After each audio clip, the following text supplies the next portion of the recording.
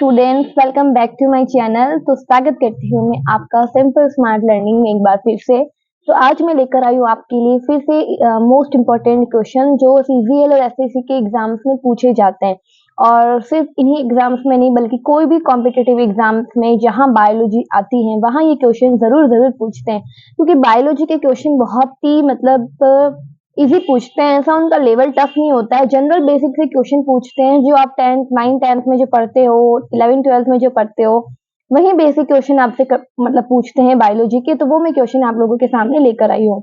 वैसे मुझे एक बच्चे का कमेंट मिला था जिसने कहा था कि कुछ एडवांस क्वेश्चन लेकर आओ। जो मैंने पिछली वीडियो डाली थी, जो आपने देखी होगी, तो उसमें मैंने 5 क्वेश्चन डाले थे। ठीक है, वो 5 क्वेश्चन मेरे बहुत ही इजी थे, बहुत ही बेसिक से क्वेश्चन थे जो हर बार पूछते हैं। शायद वो आपको प्रीवियस पेपर में भी मिल जाएंगे, उठा के देखना, पेपर को सॉल्व करना, आपको मिल जाएंगे। और ये क्वेश्चन हर बार आपसे पूछते हैं। तो वही क्वेश्चन 5 मैं आपके सामने लेकर आई थी। तो उसमें एक बच्चे ने कमेंट किया था कि मैम एडवांस क्वेश्चन लेकर आओ, ये क्वेश्चन बहुत ही बच्चों वाले क्वेश्चन है। तो वो हंसी वाली इमोजी भेजकर एक तरह से मेरे को कहा कि वो बच्चों वाले क्वेश्चन है। तो उसके क्वेश्चन पे मुझे हंसी आई। मैं कहा अच्छा बच्चों वाले क्वेश्चन। तो उससे भी मैं कहना चाहूंगी, अगर वो ये मेरा वीडियो देख रहा है जिसने मुझे कमेंट किया, उसका नाम तो मैं नहीं लूंगी, और भी अगर कोई है जिनकी थिंकिंग ये है कि आप बच्चों वाले क्वेश्चन लेकर आ रही हो, तो देखो ये बच्चों वाले क्वेश्चन आपको अभी मजाक लग रहा है, लेकिन जब पेपर में ही बच्चों वाले क्वेश्चन जब आते हैं तब आपसे सॉल्व नहीं होते।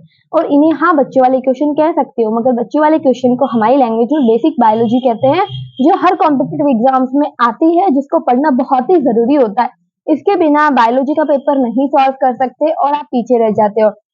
फिर हम कहते हैं कि हमारी गवर्नमेंट जॉब नहीं लगी, हम 1-2 नंबर से रह गए। क्यों रहते हैं 1-2 नंबर से? वो 1-2 नंबर आपके यही बायोलॉजी के बच्चे वाले क्वेश्चन होते हैं, बेसिक क्वेश्चन जो आप नहीं अटेंड करते। आप ओवर कॉन्फिडेंट हो जाते हो मेरे बच्चों की, हम लोगों को तो ये बच्चे वाले सवाल आते हैं, हम इन्हें नहीं पढ़ेंगे। और आप वो एडवांस क्वेश्चन और वो बड़े बड़े क्वेश्चन पढ़ के चले जाते हो जिनका कोई मतलब नहीं है, जो आते भी नहीं है, और आते भी है तो वो एक दो आते हैं। क्योंकि ज्यादातर कॉम्पिटेटिव एग्जाम्स का पेपर इस लेवल से बनाया होता है कि कोई नॉर्मल बच्चा अगर है तो वो भी उसे सॉल्व कर पाए। कॉम्पिटेटिव इतना कोई हार्ड नहीं है।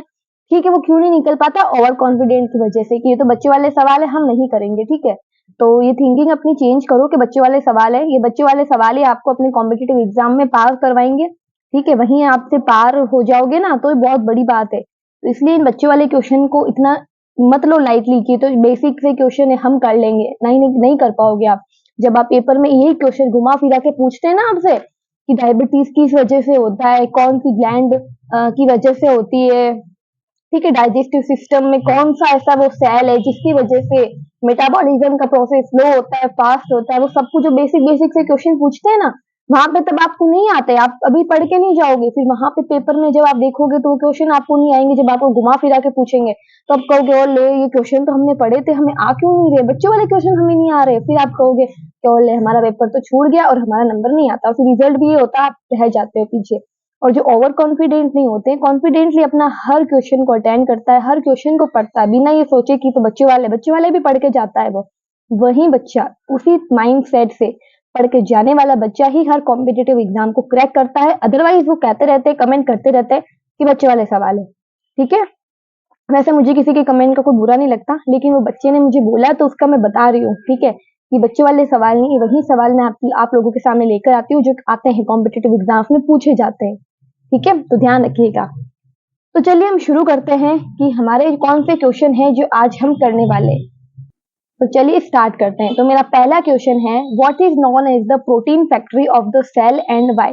प्रोटीन फैक्ट्री हमारी बॉडी में कौन से सेल को कहा जाता है और क्यों कहा जाता है। ठीक है, ये बहुत ही बेसिक सा क्वेश्चन है जो आप लोगों से पूछ सकते हैं, तो आपको पता होना चाहिए। तो मैं आपको बता देती हूँ। वैसे तो आपको ज्यादा से ज्यादा कॉन्सेंट्रेट रखना है अपने क्वेश्चन पे। जो भी मैं क्वेश्चन बता रही हूँ आपको स्क्रीन में दिख रहा है, ठीक है, तो वो सारे क्वेश्चन आपके लिए इंपॉर्टेंट है, उनको नोट कर लीजिए।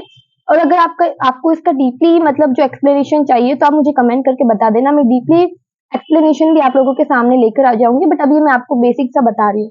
तो देखो, प्रोटीन सिंथेसिस करने वाला जो हमारे अंदर सेल होता है, ठीक है, सबसे पहले प्रोटीन फैक्ट्री किसको कहा जाता है? तो वो कहा जाता है राइबोसोम को। ठीक है, आपने सुना होगा राइबोसोम। तो राइबोसोम जो होता है उसको प्रोटीन फैक्ट्री कहा जाता है, और वो हमारी बॉडी के अंदर प्रोटीन को फॉर्मेशन करता है, प्रोटीन का सिंथेसिस करता है। किसके फॉर्म में करता है? आरएनए के फॉर्म में करता है। मतलब आरएनए के थ्रू प्रोटीन का सिंथेसिस होता है, और आरएनए हमारी बॉडी में, ठीक है, एमआरएनए उसको कहेंगे, जो क्या करता है, एक मैसेंजर का काम करता है। हमारी बॉडी में अगर कोई सूचना होगी, ठीक है, आपने सुना होगा डीएनए बॉस होता है और आरएनए क्या होता है, मैसेंजर होता है। जब मैं बायोलॉजी पढ़ती थी तो मैं ऐसे याद करती थी, हमें ऐसे याद करवाया जाता था कि डीएनए जो होता है बॉस होता है, जो ऑर्डर देता है आरएनए को, और आरएनए मतलब आरएनए जो है वो डीएनए का कहना मानकर अपना काम करता था। तो आरएनए तो क्या हो गया, मैसेंजर हो गया, जो सबको मैसेज पहुंचाता है। वर्क क्या क्या करना है वो आरएनए के पास होता है, तो उसको एमआरएनए भी कहते हैं, ठीक है। एम कहते हैं, उसके बाद आरएनए लिखते हैं, स्मॉल लेटर में एम लिखते हैं और कैपिटल लेटर में आरएनए लिखता है। तो जो एम होता है वो डिनोट करता है मैसेंजर को, तो पता होना चाहिए आपको, ठीक है। तो प्रोटीन फैक्ट्री किसको कहा जाता है बच्चों, राइबोसोम को कहा जाता है। तो ये पहला क्वेश्चन आप अपनी डायरी में नोट कर लीजिए। हमारा सेकंड क्वेश्चन है, what is the main function of the plasma membrane. Plasma membrane का मेन फंक्शन क्या होता है वो बताती हूँ। तो प्लाज्मा मेम्ब्रेन का क्या फंक्शन होता है हमारी बॉडी में, तो वो रेगुलेट करता है उन सब्सटेंस को जो हमारी बॉडी में आते हैं और जाते हैं, जो सब्सटेंस हमारी बॉडी में एंट्री लेते हैं और एग्जिट होते हैं, उन सब का रेगुलेशन, उन सब का मेंटेनेंस कौन करता है बच्चों, ये प्लाज्मा मेम्ब्रेन करता है, ठीक है। और ये जो इंटरनल एनवायरनमेंट होता है हमारी बॉडी का, हमारे बॉडी में जो सेल्स उनका क्या फंक्शन हो रहा है, हार्मोन्स का क्या क्या फंक्शन हो रहा है, तो जितना भी हमारी बॉडी में फंक्शन चलता है उन सबको रेगुलेट, उन सबको मेंटेन कौन करता है, प्लाज्मा मेम्ब्रेन करता है। तो आपसे कोई पूछे प्लाज्मा मेम्ब्रेन का फंक्शन क्या होता है, तो यही उनका फंक्शन होता है। एग्जाम में अगर एमसीक्यू फॉर्म में आ जाए या फिर थ्योरी फॉर्म में आ जाए, डिस्क्रिप्शन फॉर्म में मतलब, तो फिर भी आप लिख सकते हो, ठीक है। तो प्लाज्मा मेम्ब्रेन आपको पता होना चाहिए। थर्ड क्वेश्चन है हमारा, what is the longest bone in the human body and where is it located. हमारी ह्यूमन बॉडी में लॉन्गेस्ट बोन कौन सी होती है और वह कहाँ लोकेटेड होती है, तो वो आपको बताना है। तो हमारी बॉडी में कौन सी लॉन्गेस्ट बोन होती है, आप लोग कमेंट पे मुझे बताइएगा। तो मैं बताती हूँ, फ्यूमर। फेम्यूर नाम की बोन होती है जो हमारी थाई में प्रेजेंट होती है, लेग की जो थाई होती है वहां पे फेम्यूर नाम की बोन प्रेजेंट होती है, जो कि हमारी बॉडी में सबसे लॉन्गेस्ट बोन होती है, ठीक है।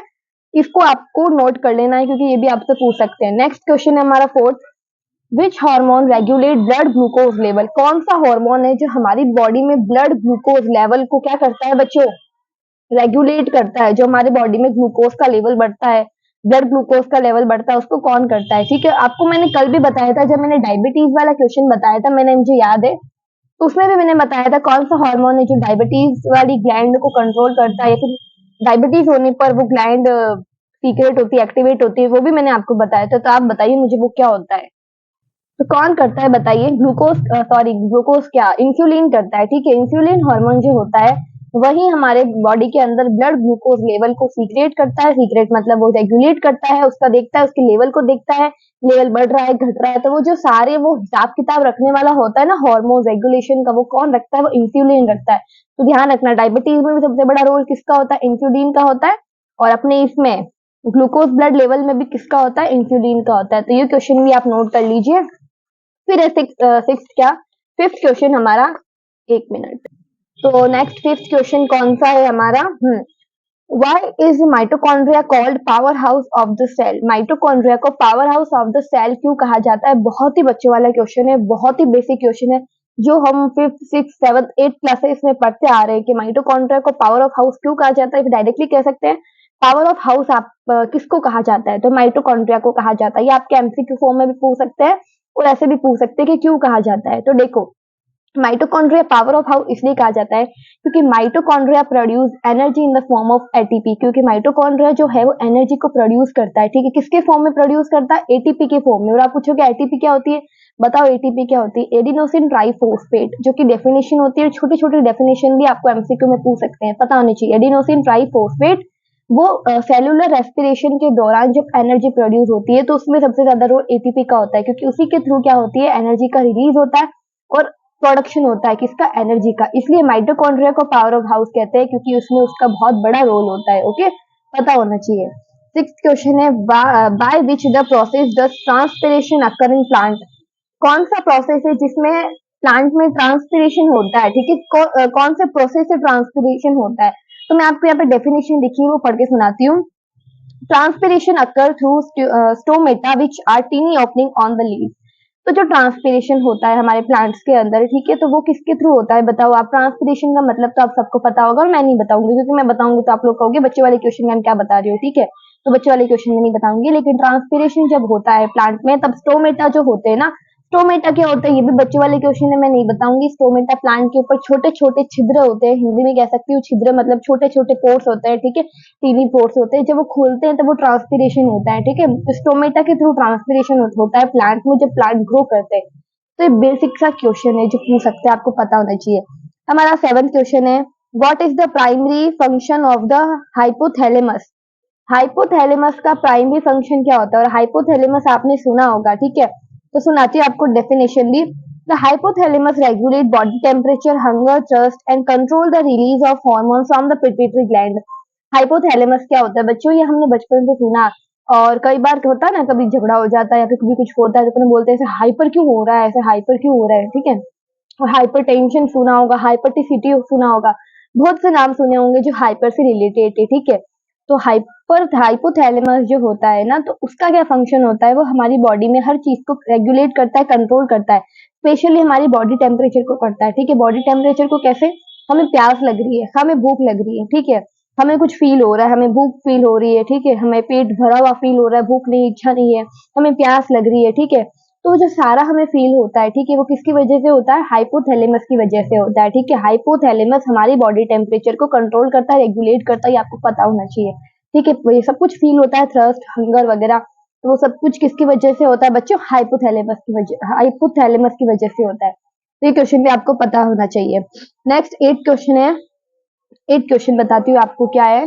तो नेक्स्ट अपना 8 क्वेश्चन है, during which era did dinosaurs exist on earth. वो एरा बताओ जहां पे डायनासोर्स हमारे यहाँ इंडिया से लुप्त हो चुके थे, ठीक है, डायनासोर्स फिर मिले ही नहीं, तो वो कौन सा एरा था वो आपको बताना। और ये जियोग्राफी का, हिस्ट्री का आप कह सकते हो कि क्वेश्चन है जो सोशल स्टडी में मोस्टली पूछे जाते हैं, बट आपके बायो में भी पूछेंगे ये। तो आप बताओ मुझे कौन सा एरा था वो, आई थिंक सबको पता होगा, नहीं पता तो मैं बता देती हूँ, क्वेश्चन में आपको पूछेंगे।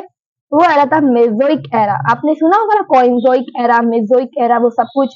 तो वो मेसोइक एरा जो होता है वही, उसी टाइम में जो डायनासोर्स थे वो क्या हो गए थे, लुप्त हो गए थे, एग्जिस्ट हो गए थे हमारे अर्थ से। तो मैं आपको डेफिनेशन सुनाती हूँ जिनमें कुछ टर्म्स है जो आपको याद रखनी चाहिए। Dinosaur exist during the Mesozoic era, Mesozoic era के अंदर वो हो गए थे एग्जिस्ट, विच इंक्लूड, जिसमें इंक्लूड है कौन कौन से टर्म्स शामिल है, ट्रायसिक, ज्यूरेसिक, ठीक है, ट्रायसिक, ज्यूरेसिक, ये आपका इंक्लूड है, एंड क्रिटेशियस पीरियड। इन दो पीरियड के अंदर, तब मेसोइक एरा के अंदर ये दो पीरियड आते हैं जहां पे डायनासोर्स क्या हो गए थे बच्चों, एग्जिस्ट हो गए थे, ठीक है। तो ये आपको पता होना चाहिए। फिर 9th क्वेश्चन है, विच insect is used in silk production. Silk production में कौन सा इंसेक्ट है जिसका बहुत ज्यादा रोल होता है, जो सिल्क प्रोडक्शन करवाता है एक तरह से। तो वो इंसेक्ट का नाम आपको पता होना चाहिए, जो साइंस में पूछते हैं, बेसिक सा क्वेश्चन है, 8 9th में भी आपको पूछ लेंगे। तो वो होता है बॉम्बिक्स मैराई, बॉम्बिक्स मैराई, जिसकी स्पेलिंग होती है BOMBXIC, और मोराई की होती है MORI, ठीक है। तो ये होती है BOMBYX, ठीक है। तो ये स्पेलिंग होती है जो आपको ध्यान में रखनी चाहिए। और इसका अगर मतलब ये जो भी मैंने आपको क्वेश्चन बताए उनका डीपली एक्सप्लेनेशन आपको चाहिए तो कमेंट करके बता देना, मैं डीपली एक्सप्लेनेशन भी डाल दूंगी, और इन सारे क्वेश्चंस में की एक PDF बना के मैं अपने चैनल पे अपलोड कर दूंगी, ठीक है। तो वहां से भी आप देख सकते हैं वो सारे क्वेश्चन। और आज के टाइम में आपको हर जगह पे हर चीज प्रोवाइडेड है, ठीक है, उपलब्ध है, वहां जाके आप देख सकते हैं, कर सकते हैं, बस खुद के अंदर होना चाहिए कि हाँ हमें पढ़ना है। बाकी अगर फिजूल का टाइम वेस्ट करने के लिए बहुत ही ऑप्शन है आपके पास, ठीक है बच्चों। तो बस ये कुछ 9 क्वेश्चन थे मेरे पास। 10th वाला क्वेश्चन शायद मैंने मिस कर दिया है, एक मिनट, ये रहा। What is difference between DNA and RNA। DNA और RNA के बीच का जो डिफरेंस होता है वो आपको बताना है, जो कि 11th क्लास में आया था। चैप्टर कौन सा था वो मैं नहीं बताऊंगी क्योंकि आपको आना चाहिए। अगर कोई बच्चा 11th 12th करके अगर कोई कॉम्पिटेटिव एग्जाम्स की तैयारी कर रहा है, चाहे वो नीट की भी क्यों नहीं कर रहा है, ये सारे क्वेश्चन उनमें कवर हो जाएंगे। तो डीएनए और RNA का क्या होता है मैं छोटा सा बता देती हूँ। डीएनए डबल स्ट्रैंड कंटेन, मतलब ये डबल स्टैंडर्ड उनको कहते हैं इसका पूरा क्या नाम होता है, डीऑक्सीराइबो न्यूक्लियस, क्या होता है आगे, ठीक है, डीऑक्सीराइबोज शुगर एंड है थाइमिन हैज अ बेस, इनका बेस होता है थाइमिन शुगर, ठीक है। तो ये डीएनए में होता है। और आरएनए में इसका क्या डिफरेंस है, मैंने पूरा नहीं लिखा है डिफरेंस, शॉर्टली मैं आपको बता रही हूँ। सिंगल स्टैंडर्ड कंटेन होता है जो राइबो शुगर को कंटेन करता है, and has uracil instead of thymine, इसमें यूरेसिल होता है। आपने देखा होगा एक टेबल, आपने कुछ इस तरह से टेबल देखी होगी एक, जहां पे एक तरफ आपके पास क्या होती है बच्चों, यूरेसिल होती है, ठीक है, दूसरी तरफ आपके पास क्या होता है, थाइमिन होता है, ठीक है। एक तरफ आपके पास यूरेसिल होता है, दूसरी तरफ आपके पास थाइमिन होता है, ठीक है। तो एक है ना वो सिंगल स्ट्रैंड कुछ इस तरह से आपके पास क्या बनता है, एक डीएनए बनता है, दूसरा आरएनए बनता है। तो डीएनए और आरएनए का इस तरह से जो थ्रेड लाइक स्ट्रक्चर होता है, ठीक है, वो डीएनए आरएनए का स्ट्रक्चर होता है और दोनों में डिफरेंस होता है। तो वो आपको आपकी बुक में मिल जाएगा, तो 11th-12th की बुक देखो या बेसिक की बुक देखो या कहीं से भी आप देख सकते हो, तो आपको डीएनए और आरएनए का डिफरेंस मिल जाएगा। तो बेसिक से क्वेश्चन थे, आई होप आपको समझ में आए होंगे और यही बच्चों वाले क्वेश्चन आपके कॉम्पिटिटिव एग्जाम्स में आते हैं।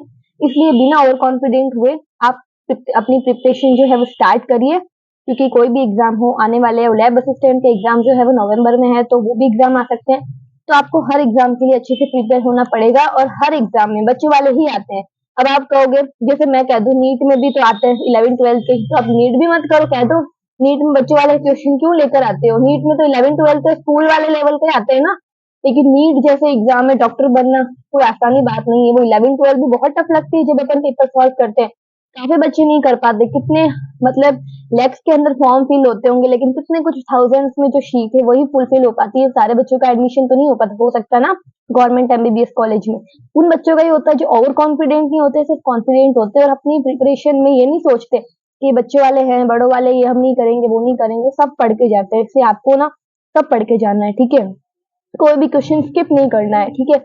हर वीडियो, हर इंफॉर्मेटिव वीडियो मतलब बहुत ही इंपॉर्टेंट होती है, ऐसा कुछ नहीं वो अच्छा पढ़ा रहे, वो अच्छा पढ़ा, आपको जहां से समझ में आता है वहां से पढ़ो, लेकिन पढ़ो जरूर, ठीक है। कोई भी क्वेश्चन को स्किप मत करो, स्पेशली बायोलॉजी को, क्योंकि बायोलॉजी एक ऐसा सब्जेक्ट है जितना इजीली समझ में आता है ना, उतना ही वो टफ होता है कब जब हम अच्छे से नहीं समझते हैं। उसमें बहुत डीप चीजें होती है, हमारी ह्यूमन बॉडी से रिलेटेड, प्लांट से रिलेटेड, एनिमल से रिलेटेड, बहुत चीजें होती है। बस पढ़ने वाला चाहिए, तो पढ़ने का जुनून रखो और आगे बढ़ो, ओके। और आपको मेरी वीडियो अच्छी लगी हो या फिर वीडियो पे कोई पहली बार है तो उसको सब्सक्राइब जरूर करके जाइएगा और बेल आइकन को भी प्रेस कर दीजिएगा, ताकि ऐसे नेक्स्ट इन्फॉर्मेटिव वीडियो आपके पास जल्दी से आ जाए, नोटिफिकेशन मिल जाए, ओके। लाइक शेयर सब्सक्राइब करना मत भूलिएगा, कमेंट करके बताइएगा वीडियो कैसा लगा और आगे आपको नेक्स्ट किस पे चाहिए वो भी बता देना। ऐसा मैं बायोलॉजी के प्रीवियस ईयर क्वेश्चन हर कॉम्पिटेटिव एग्जाम्स के लेके आ जाऊंगी, ठीक है, तो उसका ऐसा कुछ नहीं है, ओके।